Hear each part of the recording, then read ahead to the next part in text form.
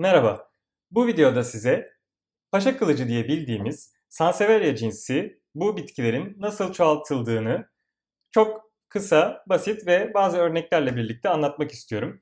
Öncelikle şunu söyleyeyim. Paşa kılıçları sukulent türü bir bitkidir. Yani gövdesinde su tutar. Bu yüzden kaktüsler kadar olmasa da susuzluğa dayanıklılığı vardır. Bu yüzden de zaten evde bakımı en kolay olan bitkilerden bir tanesidir paşa kılıçları.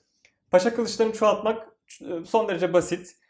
Yapmanız gereken tek şey sağlam, yani sert, çok fazla yarası beresi olmamasına dikkat edin. Ama benim burada bir tane örneğim var. Sizin için getirdim. Ucu böyleydi ben bunu kestiğimde. Bu bile başarılı oldu. Çünkü yaprak gayet sert, doygun, güçlü. Ama yumuşak yaprakla denerseniz büyük ihtimalle siz suya koyduktan birkaç gün sonra bu çürüyecektir. Yaprağın sert bir kısmını aşağı yukarı, yani en az 10 santim öneriyorum ben. 10 santimden kısa da olmaz mı? Olur. Ama en az 10 santim öneriyorum. Bir tane benim işte yaptığım, ölçüyorum. Bu 11 santim. 11 santim bu ölçü gayet idealdir. 12-13 santim burada örneklerim var. Ben burada denedim, bu aşağı yukarı 27-28 santim olması lazım. Evet, 26-27 santim. Bu da oldu. Ama bu kadar uzun gerek yok. Dediğim gibi 10 santimle 15 santim arası bir miktar keserseniz bu çok rahat bir şekilde köklenecektir. Yaprağımızı uç kısmından gördüğünüz gibi burada benim kestiğim bir örnek var. Mesela şu. Bunu kesiyorsunuz. Buraya hiç ellemiyorsunuz. Yaprağınızı kestiğiniz parçaya alıyorsunuz. Direkt suyun içerisine bunu oturtmanız lazım. Yönünü sakın karıştırmayın. Yani kestiğiniz yer yukarıda, bu hiçbir zaman yönü değişmesin. Yukarıda duruyorsa yukarıda, ters koymayın. Çürüyecektir. Bunu bu şekilde suya koyacaksınız. Burada söyleyeceğim bir şey şu. Kestiğiniz yer böyle kalacaktır. Yani buradan tekrar bitki uzamayacak, gelişmeyecek. Hafif bir, gördüğünüz gibi bir kahverengilik var. Bu yaprak bu şekilde kalacaktır. O yüzden buradan yavru veriyor ama çok düşük ihtimal. Yani benim başıma hiç gelmedi ama verdiğini biliyorum. Yani belki %1 ihtimalle buradan tekrar yeni yavrular verebilir. Ama siz vermeyecekmiş gibi düşünün. O yüzden biraz, yani bunu keserken gözden çıkardığınız bir dal olsun. Çünkü o artık tekrar toparlamayacak büyük ihtimalle. Gözden çıkardığınız bir dalı kesin. Parçalara ayırın. Bir parça, iki parça, 10 parça istediğiniz kadar kesebilirsiniz. Daha sonra burada gördüğünüz gibi bir bardağı olabilir. Ama sularımız genelde kireçli olduğu için bardaklar leke yapıyor ve çıkarması da sonra zor oluyor. Ben gerçi bardak yaptım ama yani lekeleri de görüyorsunuz. Siz belki eski bir şişe, cam şişe kullanırsanız ya da bir plastik kap kullanırsanız çok daha iyi olur. Koyacağınız su miktarı asla çok yüksek olmasın. Burada en çok yapılan hatalardan bir tanesi bu. Suyu sonuna kadar dolduruyorlar. Bu en büyük hatalardan bir tanesi, çünkü siz sadece paşa kılıcı için söylemiyorum, bütün bitkiler için bu tarz çelikleri suda köklendirirken çelikler suya bir büyüme hormonu, yani daha doğrusu köklendirme hormonu salgılar.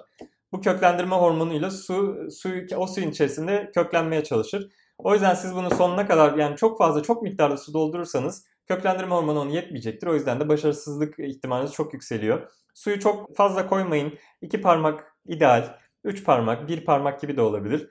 Bu miktarda suyu doldurun ve içine oturtun. Yapmanız gereken tek şey bu. Bunları bu şekilde hazırlayıp koyduktan sonra gölge olmasın, karanlık olmasın. Daha doğrusu gölge olsun ama karanlık olmasın. Normal oda ışığında bu şekilde bekleyecek. Şansınız varsa bir hafta içerisinde köklenebiliyor. Ama ortalama 2 ayı bulabiliyor. Yani bu anlamda sakın üzülmeyin. Yaprağınız sağlam ve diri kaldığı müddetçe eninde sonunda köklenecektir. Zaten başarısızlık olacaksa o yaprak yumuşayıp çürüyecektir. O zaman olmadığını o zaman anlayacaksınız. 1 ay 2 ay köklenmedi. Sakın pes etmeyin. Eninde sonunda olacaktır.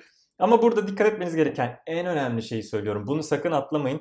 Bu suyu bir hafta 10 günde bir, yarı oranında. Hepsini değil. Su mesela bu kadarsa bunu yarı miktarda dökeceksiniz. Üstüne tekrar taze ve dinlendirilmiş suyu, içme suyu da olabilir.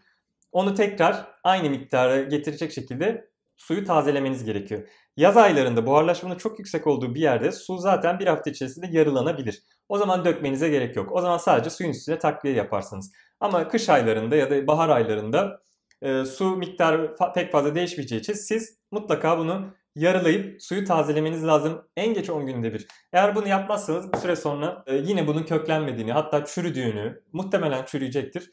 Bunu görürsünüz.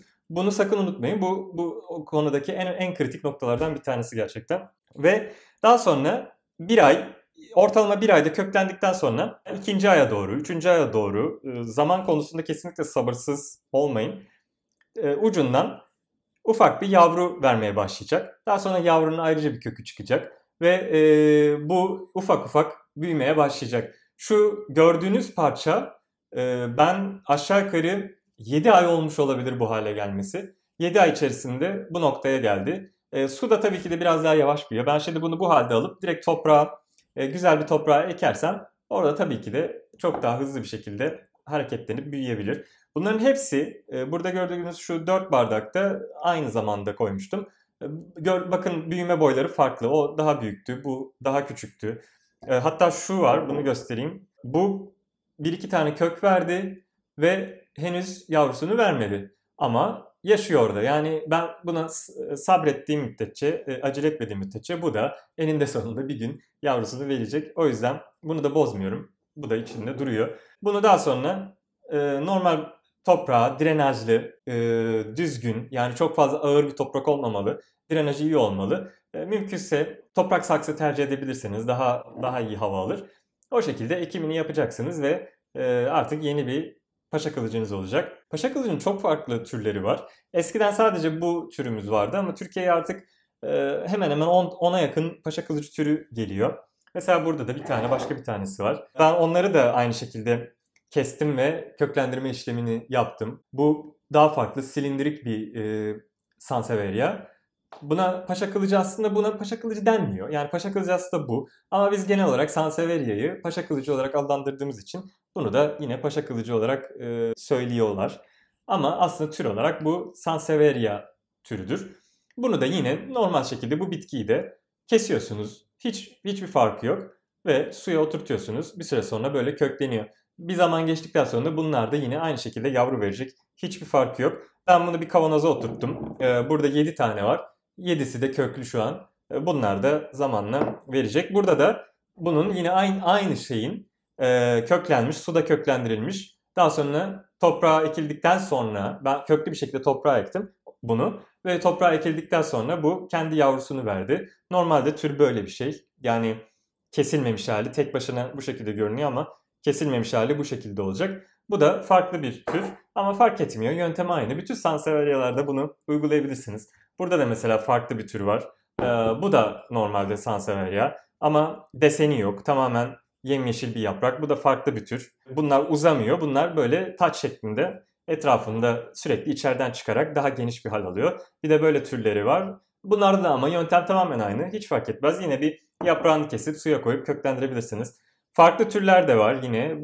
Bunu da biliyorsunuz. Sarı çizgili. Bu da bildiğimiz paşa kılıcının aynısı. Yukarı doğru, yani uzun şekilde büyür bu da. Tamamen yöntem aynı. Ama bunu mutlaka söylemem lazım.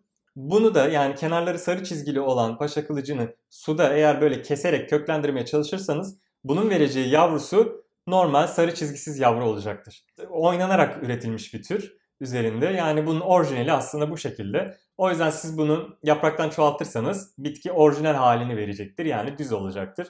Bunu sarı çizgili şekilde çoğaltmanın tek yolu toprakta verdiği, rizomlarından verdiği yeni yavruları ayırarak ancak o şekilde edebilirsiniz. Yaprak çoğaltmasında bu sarı çizgiler olmayacak. Paşa kılıcının çoğaltması bu şekilde. İzlediğiniz için teşekkür ederim.